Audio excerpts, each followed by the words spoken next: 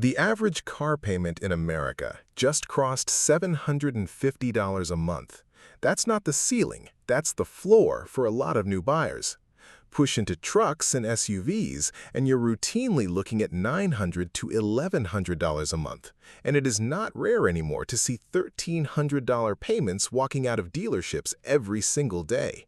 Let's put that against something real. The median household in this country takes home around $6,000 a month after taxes.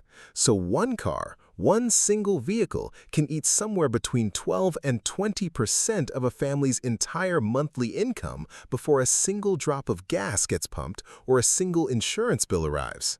Here's the ladder so you can see how fast this escalates. A modest used sedan payment might run you $200 a month.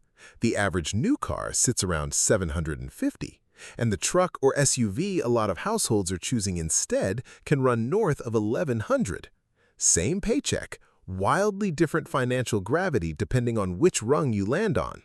And here's the sentence I want you to actually remember. You are not buying a car with a loan. You are renting your own financial future back from a bank, one payment at a time, for the next 7 years. That's the thesis. Everything else in this video is just proof. Because the real question isn't how much these payments cost. It's how an entire country full of regular people on regular incomes ended up signing up for payments that basic math says they cannot afford. The answer isn't that people got reckless. The answer is that the system got engineered. And once you see how it was built, you cannot unsee it every time you drive past a dealership lot. Here's how the trick actually works. The mechanism is simple once you isolate it. The industry stopped selling cars based on price and started selling based on monthly payment. That one shift changes everything because a monthly payment can be engineered to look small no matter how large the total cost actually is. You just stretch the runway. 10 years ago, a 6-year auto loan was considered long. Today, 72 and 84-month loans are standard offers at the finance desk, and some lenders now quietly push past that. Here's the math nobody shows you on the sales floor. A $55,000 truck financed over 72 months at 7% interest runs about $930 a month. Stretch that same truck to 84 months term, and the payment drops to around $805. Looks like a win. Feels responsible. Except, total cost tells a different story. Over 72 months, you pay roughly $67,000 for that truck. Over 84 months, you pay closer to $76,000 for the exact same vehicle. You didn't save money by stretching the loan. You paid $9,000 extra to rent a smaller number on a monthly statement. And here's the twist that makes it worse. Cars depreciate fastest in the first 3 years, often losing 30 to 40% of their value. So by year 4 of an 84-month loan, a huge share of buyers owe more than the truck is worth. That's called negative equity, and it is not a rare edge case. Roughly 1 in 4 trade-ins in this country happen while the buyer still owes more than the vehicle's trade-in value. A quarter of the country is trading in debt, not equity. Zoom out, and the pattern is national, not personal. Total auto loan debt in the United States has climbed past $1.6 trillion, and average loan terms keep creeping longer every single year, because longer terms are the only lever left to keep monthly payments looking survivable while sticker prices keep climbing. Here's the gut punch. The bank does not care if you can afford this for 7 years. The bank only cares that you can afford it for the first 30 days, because that's when the loan gets bundled, sold, and moved off their books. Your 7-year burden is somebody else's 30-day transaction. Meet Derek, 34 years old, works as a field service technician for an HVAC company. Brings home about $4,800 a month after taxes. Solid job, not a reckless guy. 2 years ago, his old sedan needed a transmission, and the truck on the lot just felt like the responsible upgrade. Reliable, 4-wheel drive for winter calls, room for his tools. He financed $52,000 over 75 months. His payment landed at $810.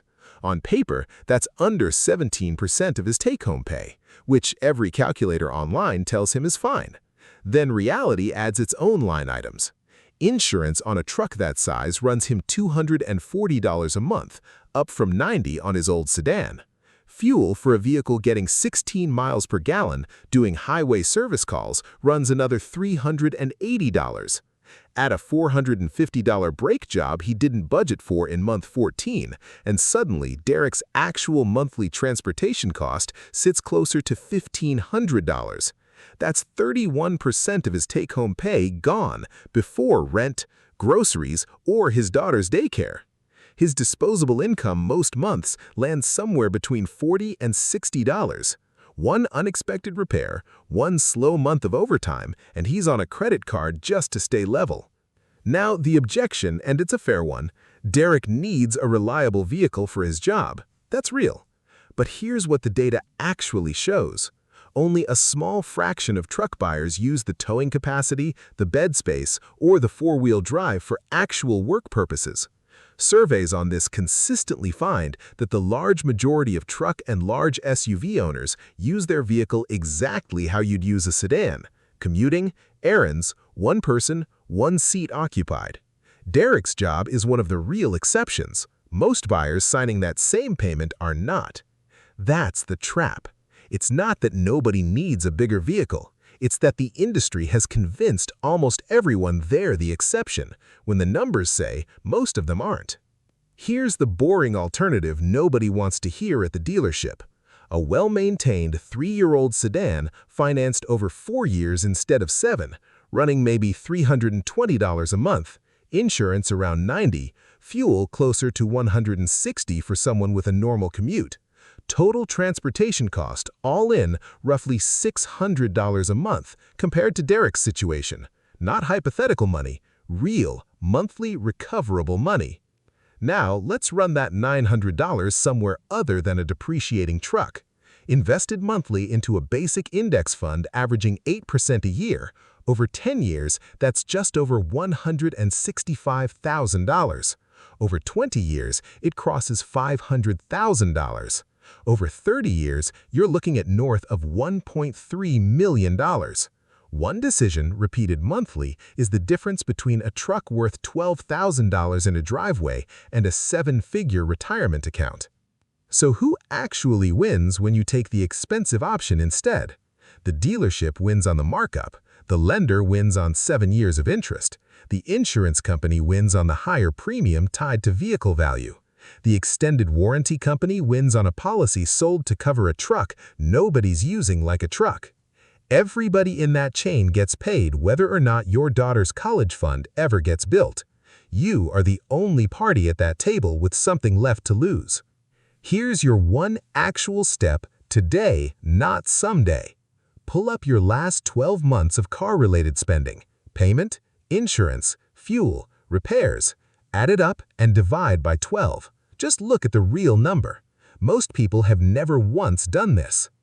And to be fair, if you're Derek, if you genuinely tow, haul, or work out of your vehicle every week, this isn't a lecture aimed at you.